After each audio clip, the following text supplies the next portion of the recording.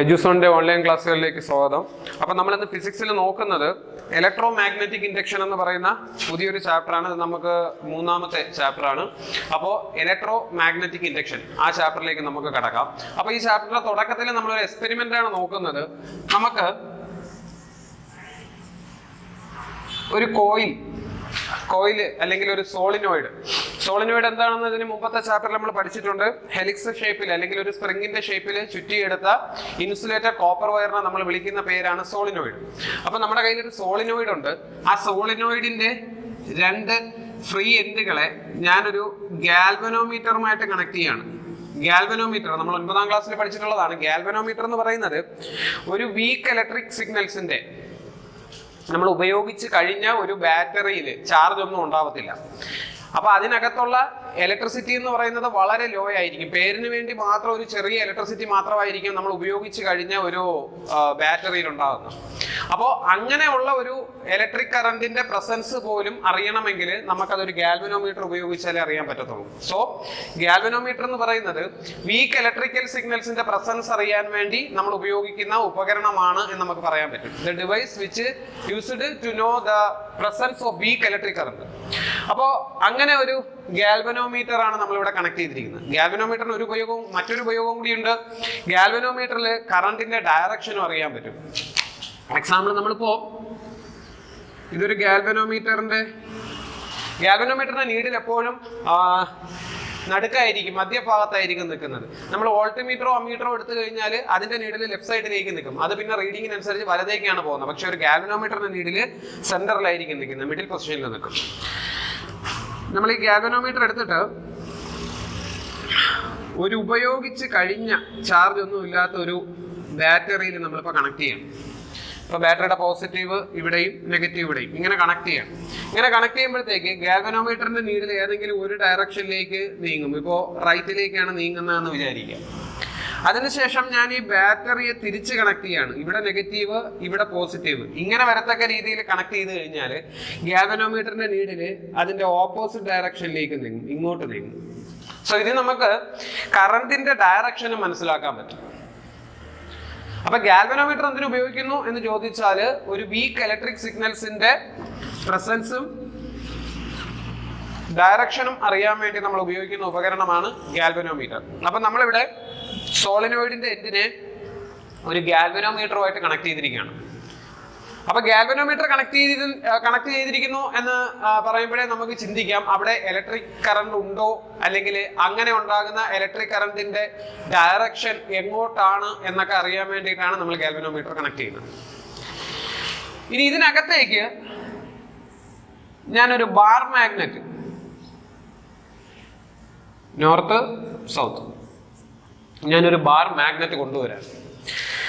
അപ്പൊ ഞാൻ ഈ ബാർ മാഗ്നറ്റിനെ ഈ കളർ, പച്ച കളർ, ഈ ഗ്രീൻ കളർ കാണുന്നത് മാഗ്നറ്റിന്റെ നോർത്ത് പോൾ ആണ് എന്ന് സങ്കല്പിക്കുക. ഞാൻ ഈ ബാർ മാഗ്നറ്റിനെ ഇതിനകത്തേക്ക് വേഗത്തിലേക്ക് കൊണ്ടുവരുമ്പോൾ ഗാൽവനോമീറ്ററിന്റെ നീഡില് ഒരു ഡയറക്ഷനിലേക്ക് ഡിഫ്ലക്ട് ചെയ്ത്, അതായത് ഒരു ഡയറക്ഷനിലേക്ക് ഡിഫ്ലക്ട് ചെയ്യുന്നു, അതായത് അങ്ങോട്ട് പോയിട്ട് വീണ്ടും തിരിച്ച് പഴയ പൊസിഷനിലേക്ക് വരുന്നു. എപ്പോഴാണ് ഈ north pole of the bar magnet entering to the സോളിനോയിഡിലേക്ക് എന്ററിംഗ് ചെയ്യുമ്പോൾ, സോളിനോയിഡിനുള്ളിലേക്ക് കടത്തുമ്പോൾ ഈ ഗാൽവനോമീറ്ററിന്റെ നീഡില് ഒരു ഡയറക്ഷനിലേക്ക് ഡിഫ്ലക്ട് ചെയ്യുന്നു. അതിനുശേഷം ഞാൻ ഈ ബാർ മാഗ്നറ്റിനെ സോളിനോയിഡിനുള്ളിൽ തന്നെ വെച്ചേക്കാണ്. അന്നേരം there is no reflection on the galvanometer. Galvanometer deflection ഒന്നും ഉണ്ടാവുന്നില്ല, പഴയ പൊസിഷൻ ഇങ്ങനെ തന്നെ അതിന്റെ നീഡിൽ ഇരിക്കുകയാണ്. ഞാൻ അതിനെ പുറത്തേക്ക് വലിച്ചെടുക്കുമ്പോഴും ഡിഫ്ലക്ഷൻ ഉണ്ടാകുന്നു. പക്ഷെ നേരത്തെ റൈറ്റിലേക്കാണ് ഡിഫ്ലക്ട് ചെയ്തതെങ്കിൽ ഇപ്പൊ ലെഫ്റ്റിലേക്ക് ഡിഫ്ലക്ട് ചെയ്യുന്നു. ഇടതുവശത്തേക്ക് ആ നീഡിൽ പോയിട്ട് വീണ്ടും പഴയ പൊസിഷനിലേക്ക് പെട്ടെന്ന് അങ്ങ് വരും. അപ്പൊ ഇതിൽ നിന്ന് നമുക്ക് മനസ്സിലാക്കാൻ പറ്റുന്ന കാര്യം, രണ്ട് പ്രത്യേക സാഹചര്യങ്ങളില് അവിടെ ഒരു കറണ്ട് ഉണ്ടായി, ചെറിയൊരു ഇലക്ട്രിസിറ്റി ഉണ്ടായി. രണ്ട് പ്രത്യേക സാഹചര്യങ്ങളിൽ വളരെ കുറച്ച് സമയത്തേക്കാണ് ഉണ്ടായത്. അതുകൊണ്ടാണ് ഗാൽവനോമീറ്ററിന്റെ നീഡില് ഏതെങ്കിലും ഒരു ഡയറക്ഷനിലേക്ക് നിൽക്കാതെ പെട്ടെന്ന് അങ്ങോട്ട് പോയിട്ട് തിരികെ വന്നത്. എന്ന് വെച്ചാൽ കുറച്ച് സമയത്തേക്ക് കറണ്ട്, ഒരു ഇലക്ട്രിക് സിഗ്നൽസ് ഉണ്ടായി, അപ്പോഴേ അതങ്ങ് ഇല്ലാതായി. അതെപ്പോഴൊക്കെയാണെന്ന് ചോദിച്ചു കഴിഞ്ഞാൽ ബാർ മാഗ്നറ്റിനെ സോളിനോയിഡിനുള്ളിലേക്ക് കടത്തുമ്പോഴും തിരികെ എടുക്കുമ്പോഴും. അതിനകത്ത് സ്റ്റേഷനറി ആയിട്ട് വെച്ചപ്പോ, അനക്കാതെ വെച്ചപ്പോ അതിനകത്ത് ഒരു ഇലക്ട്രിക്കൽ സിഗ്നൽസ് ഉണ്ടായില്ല. അപ്പൊ നമുക്ക് ഇതിൽ നിന്ന് മനസ്സിലാക്കാൻ പറ്റുന്ന കാര്യം, ബാർ മാഗ്നറ്റ് സോളിനോയിഡിന് സമീപത്ത് ഇരുന്നു കൊണ്ട് മൂവ് ചെയ്താൽ മാത്രമേ അവിടെ ഈ ഇ എം എഫ് ഉണ്ടാവുന്നുള്ളൂ. ഇ എം എഫ് എന്ന് വെച്ചാൽ നമ്മൾ പഠിച്ചിട്ടുള്ളതാണ് 9ാം ക്ലാസ്സിൽ. ഇലക്ട്രിസിറ്റി ഉണ്ടാക്കാൻ വേണ്ടി നമ്മൾ ഒരു ഫോഴ്സ് ഉണ്ടാക്കും. ഇലക്ട്രിസിറ്റി ഉണ്ടാകാൻ കാരണമായ ആ ഫോഴ്സിനെയാണ് നമ്മൾ ഇ എം എഫ് അല്ലെങ്കിൽ ഇലക്ട്രോമോട്ടീവ് ഫോഴ്സ് എന്ന് പറയുന്നത്. ഇവിടെ ഇലക്ട്രിസിറ്റി ഉണ്ടായിട്ടുണ്ട്, അതുകൊണ്ട് തന്നെ ഇവിടെ ഇ എം എഫ് ഉള്ളത് കൊണ്ടായിരിക്കണം ഇലക്ട്രിസിറ്റി ഉണ്ടായത്. അപ്പൊ അങ്ങനെ ഒരു ഇ എം എഫ് ഉണ്ടാവാൻ കാരണമായത് ബാർ മാഗ്നറ്റ്, സോളിനോയിഡ്, ഇത് രണ്ടും മാത്രമല്ല, ഈ ബാർ മാഗ്നറ്റ് സോളിനോയിഡിന് അടുത്തിരുന്നു കൊണ്ട് മൂവ് ചെയ്യുകയും വേണം. അതല്ലാതെ ബാർ മാഗ്നറ്റും സോളിനോയിഡും അടുത്തടുത്ത് വെച്ചിരുന്നത് കൊണ്ടോ അല്ലെങ്കിൽ സോളിനോയിഡിനുള്ളിലേക്ക് ബാർ മാഗ്നറ്റിനെ കടത്തി വെച്ചാലോ നമുക്ക് ഇവിടെ ഇ എം എഫ് ഉണ്ടാവത്തില്ല. അപ്പോ ഈ 3 സംഗതികൾ ഉണ്ടെങ്കിൽ മാത്രമാണ് ഇവിടെ ഇ എം എഫ് ഉണ്ടാവുന്നത്. ബാർ മാഗ്നറ്റ്, സോളിനോയിഡ്, അതിനുശേഷം ഇതിൽ രണ്ടിലും ഏതെങ്കിലും ഒരെണ്ണം. ബാർ മാഗ്നറ്റ് തന്നെ മൂവ് ചെയ്യണം എന്നില്ല. ബാർ മാഗ്നറ്റിനെ സ്റ്റേഷനറി ആക്കി വെച്ചുകൊണ്ട് സോളിനോയിഡിനെ മൂവ് ചെയ്യിപ്പിച്ചാലും മതി. അപ്പൊ ഇങ്ങനെ ഇ എം എഫ് ഉണ്ടായാൽ അത് നമുക്ക് ഇലക്ട്രോ മാഗ്നറ്റിക് ഇൻഡക്ഷൻ വഴിയാണ് ഉണ്ടായത് എന്ന് നമുക്ക് പറയാം. അപ്പൊ എന്താണ് ഇലക്ട്രോ മാഗ്നറ്റിക് ഇൻഡക്ഷൻ എന്ന് ചോദിച്ചാൽ നമുക്ക് പറയാം, ഒരു കോയിലുമായി, സോളിനോയിഡിനെ നമ്മൾ ചുരുക്കി കോയിൽ എന്ന് വിളിക്കുകയാണ്. ഒരു ലോങ് ഇൻസുലേറ്റഡ് കോപ്പർ വയർ ഇങ്ങനെ ചുറ്റി എടുത്തു കഴിഞ്ഞാൽ നമുക്ക് അതിനെ കോയിൽ എന്ന് വിളിക്കാം. ഒരു കോയിലുമായി ലിങ്ക് ചെയ്തിരിക്കുന്ന മാഗ്നറ്റിക് ഫ്ലക്സിന് ചേഞ്ച് ഉണ്ടായാൽ അതിന്റെ ഫലമായി കോയിലിൽ ഒരു ഇ എം എഫ് ഇൻഡ്യൂസ് ചെയ്യുന്നു, ഒരു ഇ എം എഫ് ഉൽപ്പാദിപ്പിക്കുന്നു. അതിനെ നമ്മൾ പറയുന്ന പേരാണ് ഇലക്ട്രോ മാഗ്നറ്റിക് ഇൻഡക്ഷൻ. അപ്പോ നമ്മൾ നേരത്തെ പറഞ്ഞതുപോലെ സോളിനോയിഡും ബാർ മാഗ്നറ്റും മാത്രം പോരാ, അത് മൂവ് ചെയ്യണം, ഏതെങ്കിലും ഒരെണ്ണം മൂവ് ചെയ്യണം. ആ മൂവ് ചെയ്യുന്ന നേരം ഈ കോയിലുമായിട്ട് ലിങ്ക് ചെയ്തിരിക്കുന്ന മാഗ്നറ്റിക് ഫ്ലക്സിന് ചേഞ്ച് ഉണ്ടാവുകയാണ് ചെയ്യുന്നത്. നമ്മൾ പഠിച്ചിട്ടുണ്ട്, ഈ മാഗ്നറ്റിന് ചുറ്റിലും നോർത്തിൽ നിന്ന് സൗത്തിലേക്ക് മാഗ്നറ്റിക് ഫ്ലക്സുകൾ ഉണ്ടെന്ന് പഠിച്ചിട്ടുണ്ട്. അപ്പൊ ഈ മാഗ്നറ്റിക് ഫ്ലക്സുകൾക്ക് ചേഞ്ച് ഉണ്ടാകും. അപ്പൊ ഈ മാഗ്നറ്റിക് ഫ്ലക്സുകൾക്ക് ചേഞ്ച് ഉണ്ടാകുമ്പോഴാണ് ഇ എം എഫ് ഉണ്ടാകുന്നത്. അപ്പോ എന്താണ് ഇലക്ട്രോ മാഗ്നറ്റിക് ഇൻഡക്ഷൻ എന്ന് ചോദിച്ചാൽ നമുക്ക് പറയാം, ഒരു കോയിലുമായി ലിങ്ക് ചെയ്തിരിക്കുന്ന മാഗ്നറ്റിക് ഫ്ലക്സിന് ചേഞ്ച് ഉണ്ടാവുകയും ആസ് എ റിസൾട്ട് അതിന്റെ ഫലമായി കോയിലിൽ ഒരു ഇ എം എഫ് പ്രൊഡ്യൂസ് ചെയ്യുകയും ചെയ്യുന്ന ഫിനോമിനനെ പറയുന്ന പേരാണ് ഇലക്ട്രോ മാഗ്നറ്റിക് ഇൻഡക്ഷൻ. അപ്പൊ ഇങ്ങനെ ഉണ്ടാകുന്ന ഇ എം എഫിനെ ഇൻഡ്യൂസ്ഡ് ഇ എം എഫ് എന്ന് പറയും. ഇലക്ട്രോ മാഗ്നറ്റിക് ഇൻഡക്ഷന്റെ ഫലമായിട്ട് ഉണ്ടാകുന്ന ഇ എം എഫിനെ ഇൻഡ്യൂസ്ഡ് ഇ എം എഫ് എന്ന് പറയും. ഇ എം എഫ് ഉണ്ടാക്കുന്നത് എന്തിനു വേണ്ടിയിട്ടാണ്? കറണ്ട് ഉണ്ടാക്കാൻ വേണ്ടിയാണ് ഇ എം എഫ് ഉണ്ടാകുന്നത്. അപ്പൊ ഇ എം എഫ് ഉണ്ടായ കറണ്ട് ഉണ്ടാവും. അപ്പൊ ഇങ്ങനെ ഉണ്ടാകുന്ന ഇ എം എഫിനെ ഇൻഡ്യൂസ്ഡ് ഇ എം എഫ് എന്നും അതുമൂലം ഉണ്ടാകുന്ന കറണ്ടിനെ ഇൻഡ്യൂസ്ഡ് കറണ്ട് എന്നും പറയും. അപ്പോ ഇലക്ട്രോ മാഗ്നറ്റിക് ഇൻഡക്ഷൻ എന്താണെന്ന് അറിയാം, ഇൻഡ്യൂസ്ഡ് കറണ്ടും ഇൻഡ്യൂസ്ഡ് ഇ എം എഫും എന്താണെന്ന് അറിയാം.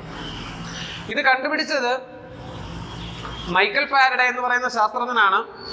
അപ്പോ ഇങ്ങനെ ഇലക്ട്രിസിറ്റി ഉണ്ടാക്കിയെടുക്കുന്ന ഈ ഒരു കണ്ടുപിടുത്തത്തിന് ശേഷമാണ് വലിയ തോതിലുള്ള ഇലക്ട്രിസിറ്റികൾ, നമ്മൾ ബാറ്ററികളിൽ നിന്ന് മാത്രം ഇലക്ട്രിസിറ്റി ഉൽപ്പാദിപ്പിച്ചുകൊണ്ടിരുന്ന ആ കാലഘട്ടത്തിൽ ഇങ്ങനെ ഒരു കണ്ടുപിടുത്തം എന്ന് പറയുന്നത് വലിയ ഇലക്ട്രിസിറ്റി, നമുക്ക് ആവശ്യത്തിന് എത്ര വേണോ വലിയ അളവിലുള്ള ഇലക്ട്രിസിറ്റി ഇതിൽ നിന്ന് ഉണ്ടാക്കിയെടുക്കാം എന്നുള്ളതിന്റെ അടിസ്ഥാനത്തിലാണ് മൈക്കൽ ഫാരഡേ നമ്മൾ ഫാദർ ഓഫ് ഇലക്ട്രിസിറ്റി എന്ന് പറയുന്നത്. അതായത് വൈദ്യുതിയുടെ പിതാവ് എന്ന് നമ്മൾ വിളിക്കുന്നു.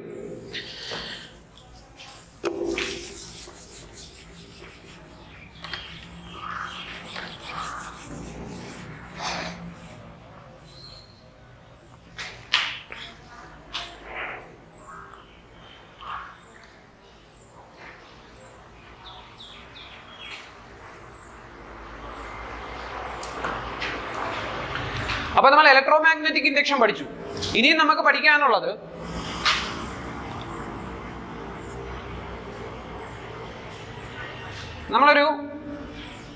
ഒരു മാഗ്നറ്റിക് ഫീൽഡിൽ ഒരു മാഗ്നറ്റിന്റെ നോർത്ത് സൗത്ത്, ഈ നോർത്തിൽ നിന്ന് സൗത്തിലേക്ക് നമുക്കറിയാം മാഗ്നറ്റിക് ഫ്ലക്സുകൾ പൊക്കിക്കൊണ്ടിരിക്കും. അപ്പൊ നമ്മൾ ഇവിടെ ഒരു മാഗ്നറ്റിക് ഫീൽഡാണ്, നല്ല രീതിയിൽ മാഗ്നറ്റിക് ഫ്ലക്സ് ഉണ്ടാകുന്ന ഒരു റീജിയൻ ആണിത്. ഇവിടെ നമ്മളൊരു കണ്ടക്ടർ ഇതിന് ക്രോസ് ചെയ്ത് വെക്കുകയാണ്. അതിനുശേഷം ആ കണ്ടക്ടറിലേക്ക് നമ്മളൊരു ഗാൽവനോമീറ്ററും കണക്ട് ചെയ്യാണ്. നമ്മൾ പഠിച്ചു കഴിഞ്ഞു ഇലക്ട്രോ മാഗ്നറ്റിക് ഇൻഡക്ഷൻ വഴി മാഗ്നറ്റും കണ്ടക്ടറും മാത്രം പോരാ ഇ എം എഫ് ഇൻഡ്യൂസ് ചെയ്യാൻ, ഇതിൽ ഏതെങ്കിലും ഒരെണ്ണം മൂവ് ചെയ്യുകയും വേണം എന്ന് നമ്മൾ പഠിച്ചിട്ടുണ്ട്. അപ്പോൾ ഈ കണ്ടക്ടറിനെ ഞാൻ മുന്നിലേക്കോ പിറകിലേക്കോ മൂവ് ചെയ്യുമ്പോൾ ഈ കണ്ടക്ടറിൽ ഒരു EMF ഉണ്ടാവും. നമ്മൾ നേരത്തെ ആ എക്സ്പെരിമെന്റിൽ കണ്ടതുപോലെ സോളിനോയിഡിനുള്ളിലേക്ക് ബാർ മാഗ്നറ്റിനെ കടത്തുമ്പോൾ ഒരു ഡയറക്ഷനിലേക്കും സോളിനോയിഡിന് പിന്നിലേക്ക്, അതായത് സോളിനോയിഡിനുള്ളിൽ നിന്ന് ബാർ മാഗ്നറ്റിനെ വലിച്ചെടുക്കുമ്പോൾ അതിന്റെ ഓപ്പോസിറ്റ് ഡയറക്ഷനിലുമാണ് ഗാൽവനോമീറ്റർ ഡിഫ്ലക്ട് ചെയ്തത്. ദാറ്റ് മീൻസ് കറണ്ട് ഉണ്ടായത് ഓപ്പോസിറ്റ് ഡയറക്ഷനുകളിലാണ്. ആദ്യം ഏത് ഡയറക്ഷനിലാണോ കറണ്ട് ഉണ്ടായത് അതിന്റെ ഓപ്പോസിറ്റ് ഡയറക്ഷനിലാണ് രണ്ടാമത്തെ കറണ്ട് ഉണ്ടായത്. അതുപോലെ തന്നെ ഇവിടെ മാഗ്നറ്റിനിടയിൽ ഇരിക്കുന്ന ഈ കണ്ടക്ടറിനെ ഞാൻ മുകളിലേക്ക് ഫ്രണ്ടിലേക്കാണ് മൂവ് ചെയ്യിക്കുന്നതെങ്കിൽ അതിന്റെ ഓപ്പോസിറ്റ് ആയിരിക്കും ബാക്കിലേക്ക് മൂവ് ചെയ്യിപ്പിക്കുമ്പോഴുണ്ടാകുന്ന കറണ്ട് ഫ്ലോ. അപ്പോ ഞാൻ ഈ കണ്ടക്ടറിനെ ഫ്രണ്ടിലേക്ക് മൂവ് ചെയ്യിക്കുമ്പോൾ ഗാൽവനോമീറ്ററിന്റെ നീഡില് ഇടതേക്ക് ഡിഫ്ലക്ട് ചെയ്യുന്നു എന്ന് വിചാരിക്കുക. അങ്ങനെയാണെങ്കിൽ കണ്ടക്ടറിനെ ബാക്കിലേക്ക് മൂവ് ചെയ്യുമ്പോൾ ഗാൽവനോമീറ്ററിന്റെ നീഡില് വലതേക്ക് ഡിഫ്ലക്ട് ചെയ്യും. അതായത് കണ്ടക്ടറിന്റെ മൂവിങ് ഡയറക്ഷൻ അനുസരിച്ചായിരിക്കും ഇവിടെ കറണ്ടിന്റെ ഡയറക്ഷൻ ഉണ്ടാവുന്നത്. കണ്ടക്ടറിന്റെ മൂവിങ് ഡയറക്ഷൻ അനുസരിച്ചായിരിക്കും ഇവിടെ കറണ്ടിന്റെ ഡയറക്ഷൻ ഉണ്ടാവുന്നത്. അതുപോലെ ഈ നോർത്തും സൗത്തും ഞാൻ തിരിച്ചു വെക്കുകയാണ്. ഇവിടെ നോർത്ത് ഇവിടെ സൗത്ത് പോയി, ഇവിടെ നോർത്ത് ഇവിടെ സൗത്ത്, ഇങ്ങനെ വരെയാണ്. ഇങ്ങനെ വെച്ചിട്ട് നേരത്തെ കണ്ടക്ടർ ഞാൻ പറഞ്ഞു മുകളിലേക്ക് മൂവ് ചെയ്യിച്ചപ്പോഴത്തേക്ക് ഈ നീഡിൽ ഇങ്ങോട്ടാണ് ഡിഫ്ലക്ട് ചെയ്തതെങ്കിൽ ഇപ്പോൾ അത് മുകളിലേക്ക് മൂവ് ചെയ്യുമ്പോൾ അതിന്റെ ഓപ്പോസിറ്റ് ഡയറക്ഷനിലായിരിക്കും ഡിഫ്ലക്ട് ചെയ്യുന്നത്. അതായത് കറണ്ടിന്റെ ഡയറക്ഷനെ ഡിപ്പെൻഡ് ചെയ്യുന്നത് ഇവിടെ കണ്ടക്ടറിന്റെ മൂവിങ് ഡയറക്ഷൻ മാത്രമല്ല, മാഗ്നറ്റിന്റെ ഡയറക്ഷനും, അതായത് മാഗ്നറ്റിക് ഫീൽഡിന്റെ ഡയറക്ഷനും കൂടിയാണ്. അപ്പോ മാഗ്നറ്റിക് ഫീൽഡിന്റെ ഡയറക്ഷൻ ഓഫ് മാഗ്നറ്റിക് ഫീൽഡ് അത് കറണ്ടിന്റെ ഡയറക്ഷനെ ഇൻഫ്ലുവൻസ് ചെയ്യുന്ന ഒരു ഫാക്ടറാണ്. അപ്പൊ കറണ്ടിന്റെ, അതായത് ഇൻഡ്യൂസ്ഡ് കറണ്ടിന്റെ ഡയറക്ഷന്, ഏത് ഡയറക്ഷനില് കറണ്ട് ഇൻഡ്യൂസ് ചെയ്യണം എന്നതിനെ തീരുമാനിക്കുന്ന ഒരു ഫാക്ടറാണ് മാഗ്നറ്റിക് ഫീൽഡിന്റെ ഡയറക്ഷൻ. അത് മാത്രമല്ല, നമ്മൾ വേറൊന്നും കൂടെ പഠിച്ചു, കണ്ടക്ടറിന്റെ moving direction of motion of the conductor. അപ്പൊ ഇത് മൂന്നും കണക്ട് ചെയ്താണ് ഇരിക്കുന്നത്. അതായത് മാഗ്നറ്റിക് ഫീൽഡിന്റെ ഡയറക്ഷൻ, കണ്ടക്ടറിന്റെ മൂവിങ് ഡയറക്ഷൻ, ഇതിനെ രണ്ടിനെയും ആശ്രയിച്ചാണ് ഉണ്ടാകുന്ന കറണ്ടിന്റെ ഡയറക്ഷൻ ഇരിക്കുന്നത്, അതായത് ഇൻഡ്യൂസ്ഡ് കറണ്ടിന്റെ ഡയറക്ഷൻ ഇരിക്കുന്നത്. അപ്പൊ ഇൻഡ്യൂസ്ഡ് കറണ്ടിന്റെ ഡയറക്ഷൻ ഏതൊക്കെ ഫാക്ടേഴ്സിനെ ഡിപ്പെൻഡ് ചെയ്യുന്നു എന്ന് ചോദിച്ചാൽ നമ്മൾ പറയണം, ഇൻഡ്യൂസ്ഡ് കറണ്ടിന്റെ ഡയറക്ഷൻ മാഗ്നറ്റിക് ഫീൽഡിന്റെ ഡയറക്ഷനെയും കണ്ടക്ടറിന്റെ മൂവിങ് ഡയറക്ഷനെയും ഡിപ്പെൻഡ് ചെയ്തിരിക്കുന്നു. അങ്ങനെയാണെങ്കിൽ നമുക്ക് ഈ കണ്ടക്ടറിൽ ഉണ്ടാകുന്ന, ഈ ഗാൽവനോമീറ്റർ മാറ്റി ഞാനിതൊരു കണ്ടക്ടറാക്കി, ഇതൊരു കണ്ടക്ടറാണ്. കണ്ടക്ടർ ഞാൻ പേര് കൊടുത്തു AB. ഈ ABയിൽ ഉണ്ടാകുന്ന കറണ്ടിന്റെ ഡയറക്ഷൻ, ഇപ്പൊ നമുക്ക് മാഗ്നറ്റിക് ഫീൽഡിന്റെ ഡയറക്ഷൻ അറിയാം. മാഗ്നറ്റിക് ഫീൽഡിന്റെ ഡയറക്ഷൻ എപ്പോഴും നോർത്തിൽ നിന്ന് സൗത്തിലേക്ക് ആയിരിക്കും. ഇതിനു മുമ്പുള്ള ചാപ്റ്ററുകളിലൊക്കെ നമ്മൾ പഠിച്ചിട്ടുള്ളതാണ്, മാഗ്നറ്റിക് ഫീൽഡിന് എപ്പോഴും ഒരു ഡയറക്ഷനെ ഉണ്ടാവും, from north to the south. അപ്പൊ നോർത്തിൽ നിന്ന് സൗത്തിലേക്കാണ് മാഗ്നറ്റിക് ഫീൽഡിന്റെ ഡയറക്ഷൻ. ഇനി നമുക്ക് കണ്ടക്ടർ മുകളിലേക്കോ പിറകിലേക്കോ ചലിപ്പിക്കുന്നത് എന്നുകൂടി തന്നാൽ നമുക്ക് കറണ്ടിന്റെ ഡയറക്ഷൻ കണ്ടുപിടിക്കാം. അതിന് നമ്മളെ സഹായിക്കുന്നത് റൈറ്റ് ഹാൻഡ് റൂളാണ്. റൈറ്റ് ഹാൻഡ് റൂൾ, ഫ്ലമിങ്ങിന്റെ റൈറ്റ് ഹാൻഡ് റൂൾ. നമ്മൾ ലെഫ്റ്റ് ഹാൻഡ് റൂൾ പഠിച്ചിട്ടുണ്ടായിരുന്നു, റൈറ്റ് ഹാൻഡ് തമ്പ് റൂളും പഠിച്ചിട്ടുണ്ടായിരുന്നു കഴിഞ്ഞ തൊട്ട് മുന്നത്തെ ചാപ്റ്ററിൽ, മാഗ്നറ്റിക് എഫക്ട് ഓഫ് ഇലക്ട്രിക് കറണ്ടിൽ. അപ്പൊ ഇവിടെ നമുക്ക് പഠിക്കാനുള്ളത് ഫ്ലമിങ്സ് റൈറ്റ് ഹാൻഡ് റൂളാണ്, ഫ്ലമിങ്ങിന്റെ റൈറ്റ് ഹാൻഡ് റൂളാണ് നമുക്ക് ഇവിടെ പഠിക്കാനുള്ളത്. അപ്പൊ ഇതില് ഫ്ലമിങ്ങിന്റെ റൈറ്റ് ഹാൻഡ് റൂൾ എന്തിനെ കണ്ടുപിടിക്കാൻ, അല്ലെങ്കിൽ എന്ത് കണ്ടുപിടിക്കാനാണ്, എന്താണ് ഫ്ലമിംഗ് റൈറ്റ് ഹാൻഡ് റൂളിന്റെ ഉപയോഗം എന്ന് ചോദിച്ചു കഴിഞ്ഞാൽ നമ്മൾ പറയുക, മാഗ്നറ്റിക് ഫീൽഡും കണ്ടക്ടറിന്റെ മൂവിംഗ് ഡയറക്ഷനും അറിയാമെങ്കിൽ, മാഗ്നറ്റിക് ഫീൽഡിന്റെ ഡയറക്ഷനും കണ്ടക്ടറിന്റെ മൂവിംഗ് ഡയറക്ഷനും അറിയാമെങ്കിൽ ആ കണ്ടക്ടറിൽ ഫോം ചെയ്യുന്ന ഇലക്ട്രിക് കറണ്ടിന്റെ ഡയറക്ഷൻ അറിയാൻ വേണ്ടിയിട്ടാണ് നമ്മൾ ഫ്ലമിംഗ് റൈറ്റ് ഹാൻഡ് റൂള് ഉപയോഗിക്കുന്നത്. അപ്പൊ ഇതിൽ പറയുന്നത് ഇങ്ങനെയാണ്, നമ്മുടെ റൈറ്റ് ഹാൻഡ്, വലത് കൈയുടെ തള്ളവിരൽ, ചൂണ്ടുവിരൽ, നടുവിരൽ, thumb, four finger, middle finger, ഇത് മാത്രം, ഈ മൂന്ന് വിരലുകൾ മാത്രം, thumb, four finger, middle finger, ഇവയെ മ്യൂച്വലി പെർപെൻഡിക്കുലർ ആയിട്ട് പരസ്പരം 90 ഡിഗ്രി പരസ്പരം ലംബമായിട്ട് വരത്തക്ക വിധം പിടിക്കുക. ഇതിങ്ങനെയും പിടിക്കുക. ഇപ്പൊ ഇത് മ്യൂച്വലി പെർപെൻഡിക്കുലർ ആണ്. നമ്മുടെ വലത് കൈയുടെ തള്ളവിരൽ, നടുവിരൽ, ചൂണ്ടുവിരൽ, നടുവിരൽ, thumb, four finger, middle finger, ഇത് മൂന്നും പരസ്പരം പെർപെൻഡിക്കുലർ ആയിട്ട് ലംബമായിട്ട് വരത്തക്ക വിധം പിടിച്ചാല് ഇതിന് ഫോർ ഫിംഗർ മാഗ്നറ്റിക് ഫീൽഡിന്റെ ഡയറക്ഷനെയും തമ്പ് കണ്ടക്ടറിന്റെ മൂവിംഗ് ഡയറക്ഷനെയും റെപ്രസെന്റ് ചെയ്താൽ മിഡിൽ ഫിംഗർ റെപ്രസെന്റ് ചെയ്യുന്നതായിരിക്കും കറണ്ടിന്റെ ഡയറക്ഷൻ. അപ്പോ എന്താണ് ഫ്ലെമിങ്ങിന്റെ റൈറ്റ് ഹാൻഡ് റൂൾ എന്ന് ചോദിച്ചു കഴിഞ്ഞാൽ നമ്മൾ പറയുക, നമ്മുടെ വലത് കൈയുടെ thumb, four finger, middle finger, ഇത് മൂന്നും മ്യൂച്വലി പെർപെൻഡിക്കുലർ ആയിട്ട് വരത്തക്ക വിധത്തിൽ സ്ട്രെച്ച് ചെയ്ത് കഴിഞ്ഞാൽ ഇതില് ഫോർ ഫിംഗർ ഇൻഡിക്കേറ്റ് ചെയ്യുന്നത് മാഗ്നറ്റിക് ഫീൽഡിന്റെ ഡയറക്ഷനെയും തമ്പ് ഇൻഡിക്കേറ്റ് ചെയ്യുന്നത് കണ്ടക്ടറിന്റെ മൂവിംഗ് ഡയറക്ഷനുമാണെങ്കിൽ മിഡിൽ ഫിംഗർ ഇൻഡിക്കേറ്റ് ചെയ്യുന്നതായിരിക്കും ഇൻഡ്യൂസ്ഡ് ഇഎംഎഫിന്റെ ഡയറക്ഷൻ. ഇവിടെ നമുക്ക് കണ്ടക്ടർ മുകളിലേക്കാണ് മൂവ് ചെയ്യുന്നതെങ്കിൽ ഏത് ഡയറക്ഷനിലായിരിക്കും കറണ്ട് ഉണ്ടാകുന്നത് എന്നാണ് ചോദിച്ചേക്കുന്നത്. കണ്ടക്ടർ മുകളിലേക്ക് മൂവ് ചെയ്യിക്കുമ്പോൾ ഏത് ഡയറക്ഷനിലായിരിക്കും കറണ്ട് ഉണ്ടാകുന്നത്? ഇവിടെ മാഗ്നറ്റിന്റെ ഡയറക്ഷൻ നമുക്കറിയാം, നോർത്ത് ടു സൗത്ത് ആണ്. അപ്പോൾ നമ്മൾ വലത് കൈയുടെ ഈ 3 വിരലുകൾ ഇങ്ങനെ സ്ട്രെച്ച് ചെയ്യുക. അതിനുശേഷം മാഗ്നറ്റിന്റെ ഡയറക്ഷൻ ആദ്യം നോക്കുക. മാഗ്നറ്റിന്റെ ഡയറക്ഷൻ നോർത്ത് ടു സൗത്ത് ആണ്. അപ്പോൾ നമ്മൾ മാഗ്നറ്റിന്റെ ഡയറക്ഷനെ റെപ്രസെന്റ് ചെയ്യുന്നത് നമ്മുടെ ഫോർ ഫിംഗർ ആണ്. Four finger north to south വെക്കുക. വേറുള്ള വിരലുകളൊന്നും നമ്മൾ നോക്കരുത്, ഫോർ ഫിംഗർ മാത്രം നോർത്ത് ടു സൗത്ത് വെക്കുക. അതിനുശേഷം കണ്ടക്ടർ എങ്ങോട്ടാണ് മൂവ് ചെയ്യുന്നത് എന്ന് ചോദിച്ചിട്ടുണ്ട്. കണ്ടക്ടർ മുകളിലോട്ടാണ് മൂവ് ചെയ്യുന്നത്. അപ്പൊ കണ്ടക്ടറിന്റെ മൂവിംഗ് ഡയറക്ഷനിലേക്ക് നമ്മുടെ കണ്ടക്ടറിന്റെ മോഷൻ റെപ്രസെന്റ് ചെയ്യുന്ന ഫിംഗർ നമ്മുടെ തമ്പാണ്. ആ തമ്പിനെ നമ്മൾ ഫ്രണ്ടിലേക്ക് കൊണ്ടുവരിക. അപ്പൊ ഫോർ ഫിംഗർ മാഗ്നറ്റിക് ഫീൽഡിന്റെ ഡയറക്ഷനിൽ വെച്ചു, തമ്പ് കണ്ടക്ടറിന്റെ മോഷൻ ഓഫ് ഡയറക്ഷനിലും വെച്ചു, മൂവിംഗ് ഡയറക്ഷനിലും വെച്ചു മുകളിലേക്ക്.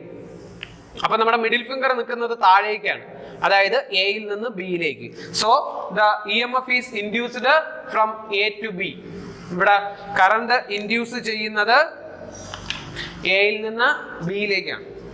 ഇനി കണ്ടക്ടറിനെ പിറകിലേക്കാണ് മൂവ് ചെയ്യിക്കുന്നത് എന്ന് ചോദിച്ചിരുന്നെങ്കിൽ നമ്മൾ എന്ത് ചെയ്തേനെ? ഈ ഫോർ ഫിംഗറിനെ നോർത്ത് ടു സൗത്ത് മാഗ്നറ്റിന്റെ ഡയറക്ഷനിൽ വെക്കുന്നു. അത് കഴിഞ്ഞ് തമ്പ് ബാക്കിലേക്കാണ് മൂവ് ചെയ്യിക്കുന്നത് കണ്ടക്ടറിനെ. അപ്പോൾ നമ്മൾ ഈ തമ്പിനെ പിറകിലേക്ക് കൊണ്ടുപോവുക. അങ്ങനെയാണെങ്കിൽ ഈ വിരല നമ്മുടെ മിഡിൽ ഫിംഗർ നിൽക്കുന്നത് മുകളിലേക്കായിരിക്കും. അങ്ങനെയാണെങ്കിൽ കറണ്ട് പ്രൊഡ്യൂസ് ചെയ്യുന്നത് ബിയിൽ നിന്ന് എയിലേക്കായിരിക്കും. അപ്പൊ ഈ രീതിയിലാണ് നമ്മൾ കറണ്ടിന്റെ ഡയറക്ഷൻ, കറണ്ട് ഇൻഡ്യൂസ് ചെയ്യുന്ന ഡയറക്ഷൻ കണ്ടുപിടിക്കുന്നത്.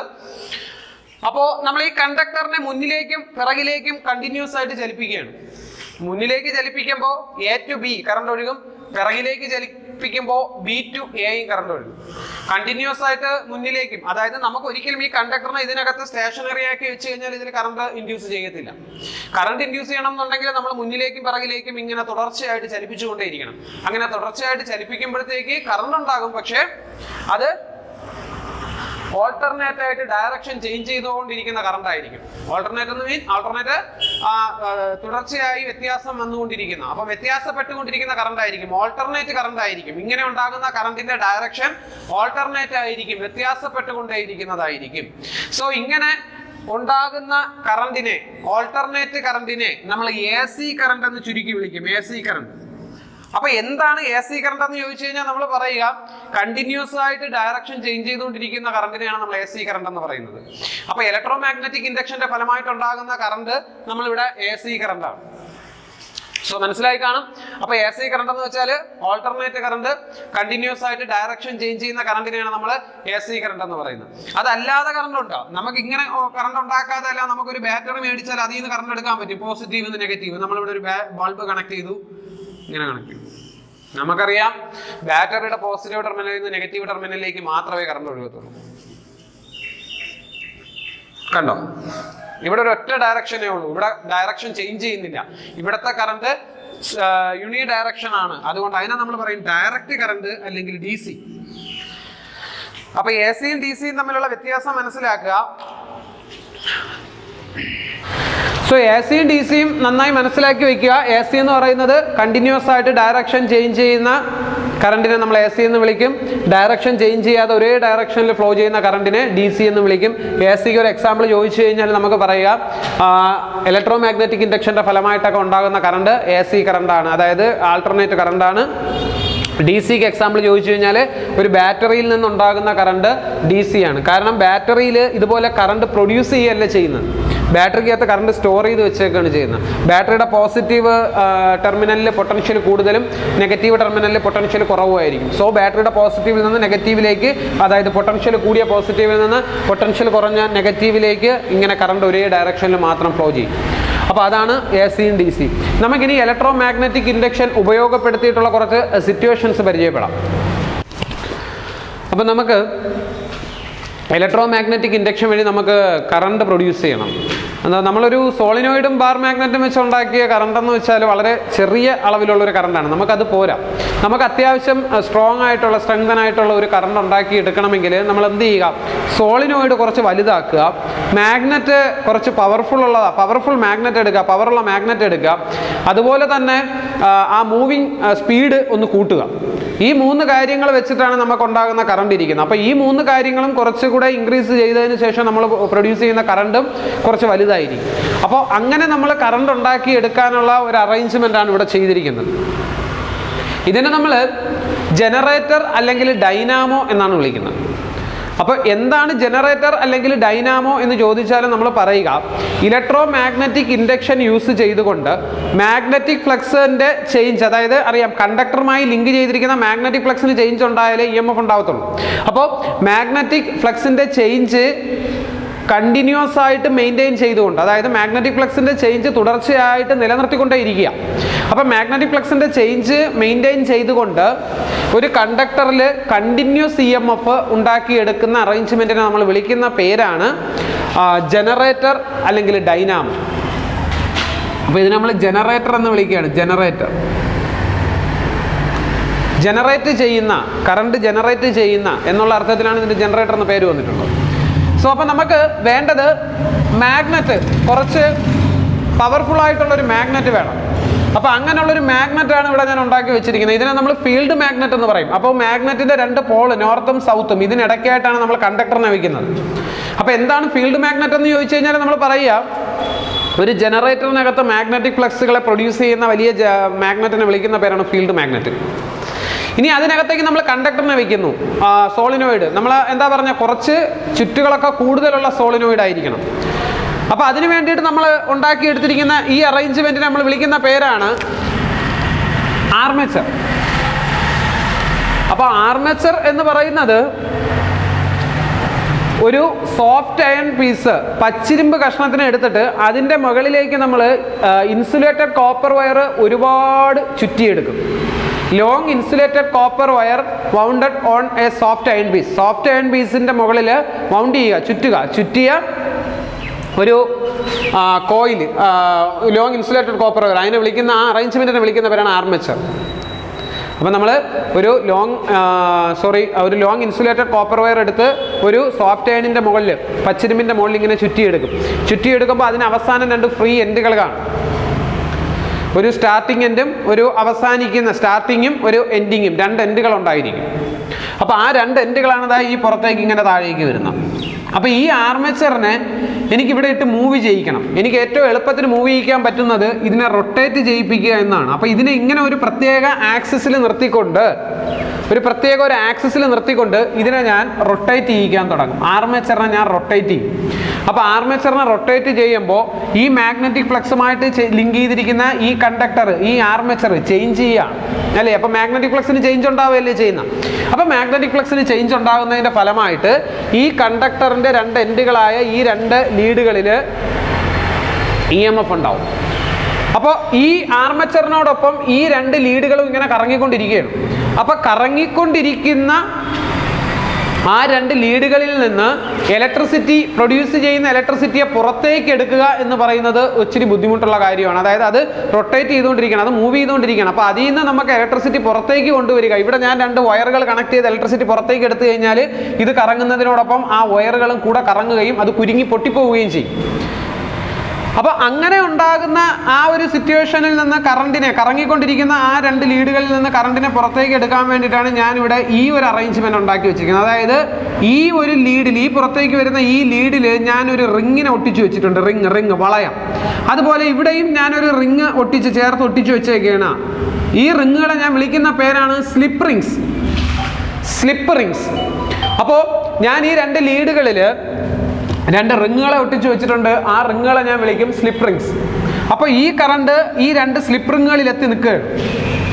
ആ റിങ്ങുകളിൽ നിന്ന് കറണ്ട് പുറത്തേക്ക് എടുക്കാൻ ഞാൻ 2 ഗ്രാഫൈറ്റ് ബ്രഷുകൾ ഉപയോഗിക്കും. അതായത് ഈ ബ്രഷ് ഇവിടെ ഇതുമായിട്ട് ചേർന്നിരിക്കുകയാണ്. അപ്പോൾ ഈ റിങ്ങിൽ നിന്ന് ഉണ്ടാകുന്ന കറണ്ട് ബ്രഷിലേക്ക് കിടക്കും. ഇവിടെയും ഈ റിങ്ങിൽ ഉണ്ടാകുന്ന കറണ്ട് ഈ ബ്രഷിലേക്ക് കിടക്കും. ഈ ബ്രഷ് വഴി അത് പുറത്തേക്ക് വരും. വയർ കുരുങ്ങി പൊട്ടത്തുമില്ല. അപ്പോൾ ഈ ബ്രഷുകളിൽ നിന്നുണ്ടാകുന്ന കറണ്ടിനെ നമുക്ക് എക്സ്റ്റേണൽ സർക്യൂട്ട് പുറത്തേക്ക് കൊണ്ടുവരാൻ പറ്റും. അപ്പോൾ ഇവിടെയാണ് നമുക്ക് ആ AC കറണ്ട്, ഇങ്ങനെ AC കറണ്ട് ഉണ്ടാകുന്നത്. AC കറണ്ട് എന്ന് വെച്ചാൽ ഇതിന് ഡയറക്ഷൻ അങ്ങോട്ട് ഇങ്ങോട്ട് ഇങ്ങനെ 2 രീതിയിലും ഡയറക്ഷൻ ചേഞ്ച് ചെയ്തായിരിക്കും എക്സ്റ്റേണൽ സർക്യൂട്ടിൽ കറണ്ട് ഫ്ലോ ചെയ്യുന്നത്. കാരണം ഇവിടെ ആർമേച്ചറിൻ്റെ റൊട്ടേഷൻ അനുസരിച്ച് കറണ്ട് ചേഞ്ച് ചെയ്തായിരിക്കും ഉണ്ടാകുന്നത്. അപ്പോൾ ഇങ്ങനെയാണ് ഒരു AC ജനറേറ്ററിൽ അല്ലെങ്കിൽ ഒരു ഡൈനാമോയിൽ കറണ്ട് ഉണ്ടാകുന്നത്. അപ്പോൾ ഒരു ഡൈനാമോയുടെ സ്ട്രക്ചർ ഇതാണ്, പഠിച്ചു വയ്ക്കുക.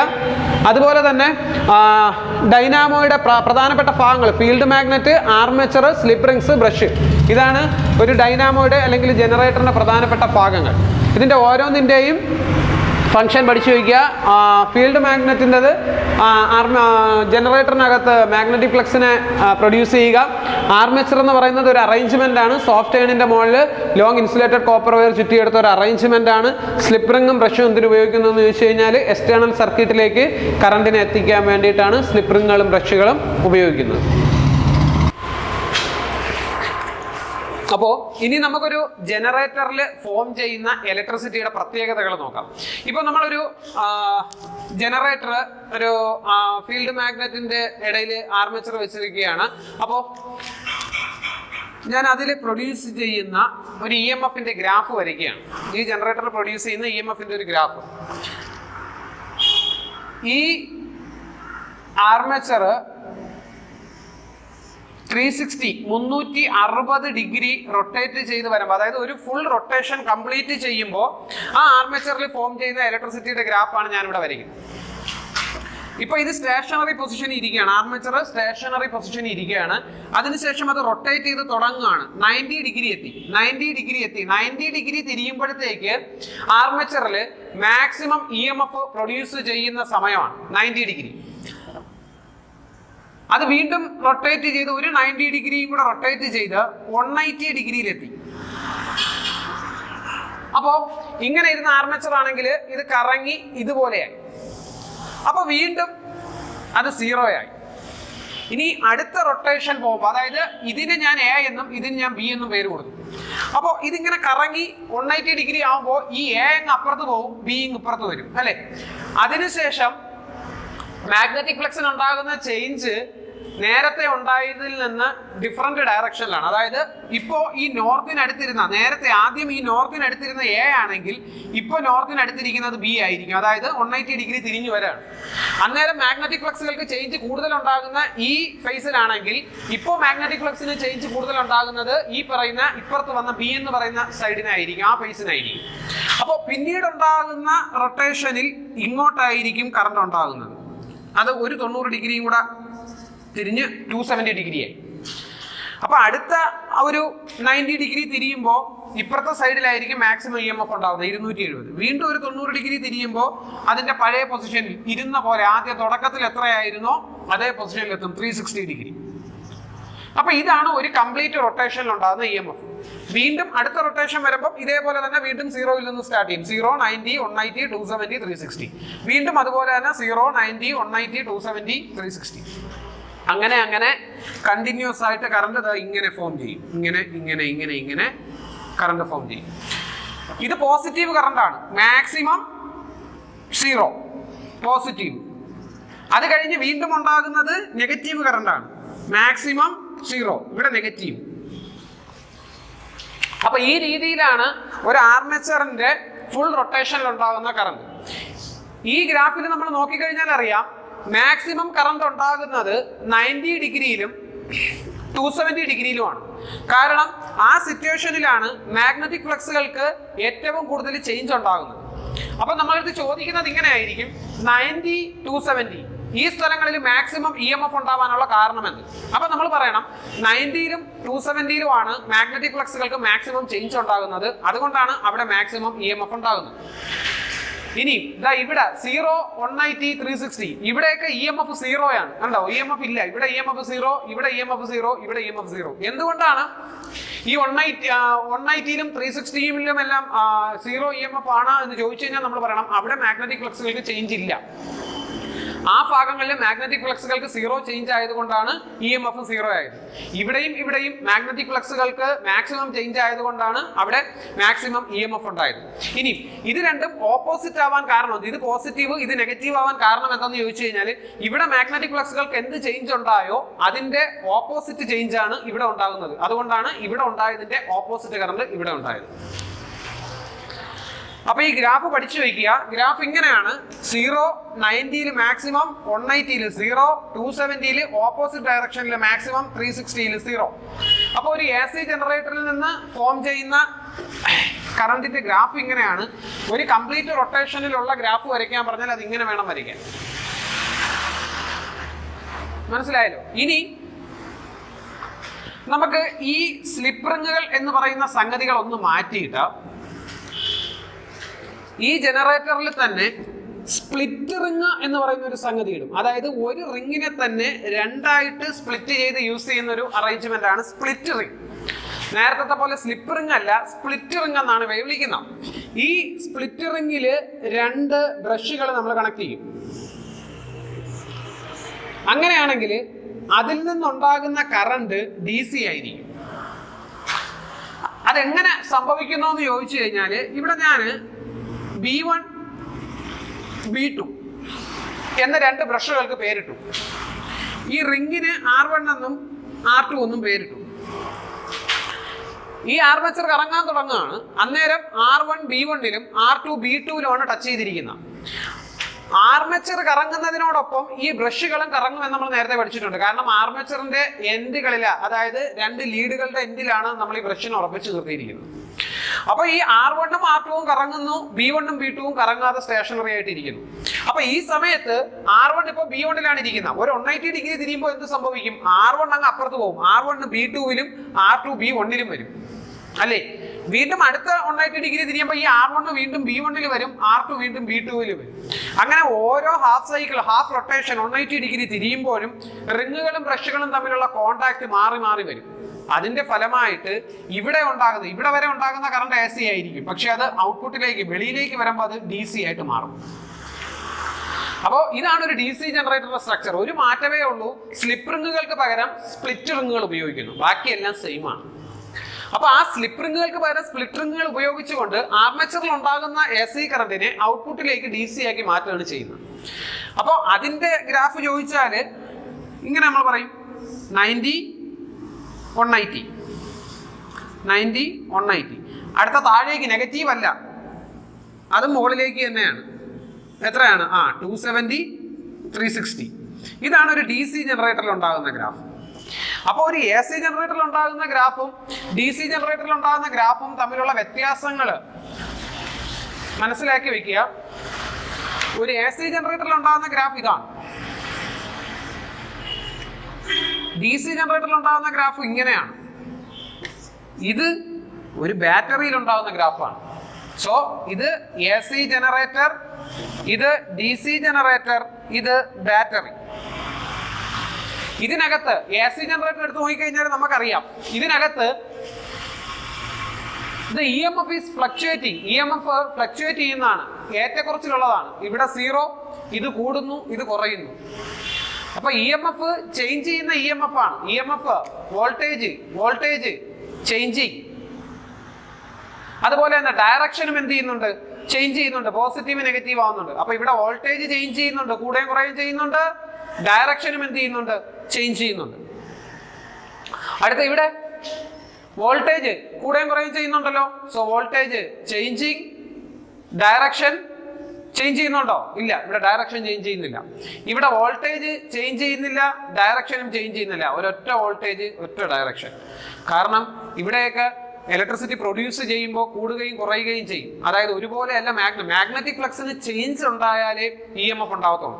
മാഗ്നറ്റിക് ഫ്ലക്സിന്റെ ചേഞ്ച് എന്ന് പറഞ്ഞാൽ തന്നെ എന്താ? വ്യത്യാസം എന്നാ. അപ്പൊ ഇവിടെയൊക്കെ മാഗ്നറ്റിക് ഫ്ലക്സിന് ഉണ്ടാകുന്ന ചേഞ്ച്, വ്യത്യാസം കൂടിയും കുറഞ്ഞു ഇരിക്കും. അതിനനുസരിച്ചാണ് വോൾട്ടേജ് കൂടുകയും കുറയുകയും ചെയ്യുന്നത്. ഇവിടെ അതിന്റെ ആവശ്യമില്ല. ഇവിടെ മാഗ്നറ്റിക് ഫ്ലക്സിന് ചേഞ്ച് ഉണ്ടാക്കിയല്ല EMF തരുന്നത്. ഇവിടെ EMF ഓൾറെഡി കെമിക്കൽ എനർജി ആക്കി, കെമിക്കൽ എനർജി ആക്കി ഇലക്ട്രിക്കൽ എനർജിയെ സ്റ്റോർ ചെയ്ത് വെച്ചേക്കാണ്. സോ അവിടെ ഉണ്ടാക്കേണ്ട ആവശ്യമില്ല, സ്റ്റോർഡ് ആണ്. അപ്പോൾ നമുക്ക് ഡയറക്റ്റിങ് തന്നോളും. അവിടെ ഫ്ലക്ച്വേറ്റിംഗ് ഒന്നുമല്ല, ചേഞ്ച് ഒന്നും ഉണ്ടാവത്തില്ല. സോ അപ്പൊ ഇത്രയും കാര്യം മനസ്സിലായി കാണുമെന്ന് വിചാരിക്കുന്നു.